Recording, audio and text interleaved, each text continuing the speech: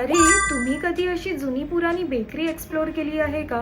तिथे खायला काय काय भेटतं, टेस्ट कशी असते? आणि डोंबिवलीतली ना ही सगळ्यात जुनी बेकरी आहे यार. पण गुगलवर ना ह्या जागेबद्दल एकदम मिक्स रिव्ह्यूज होते.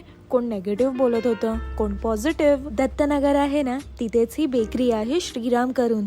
आजी आणि आजोबा ही बेकरी चालवतात. पण जेव्हा मी इंटरॅक्ट करत होती आजोबांशी, मला ते का रूड नाही वाटले. उलट ते सजेस्ट करत होते, हे घे आणि ते घे, और उसी के चक्कर में बहुत कुछ लिया है. सगळं कसलं फ्रेश आणि गरमागरम आहे.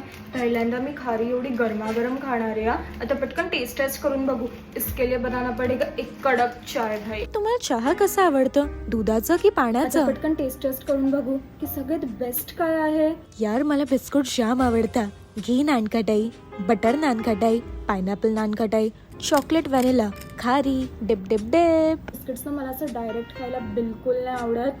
सारे बिस्किट्स को ना मैं पहले डिप करती हूँ चाय में आणि मग प्लेट वरती ठेवते आणि मस्त त्याचं असं मी चिक्कल बनवून खाते. यार सगळे ते बिस्कुट्स नानकटाई असे मेल्ट होत होते खरखर. ओ बाय द वे, मी हे पण घेतलं होतं क्रीम पाव. मस्तच वाटलं यार पेटूला एकदम.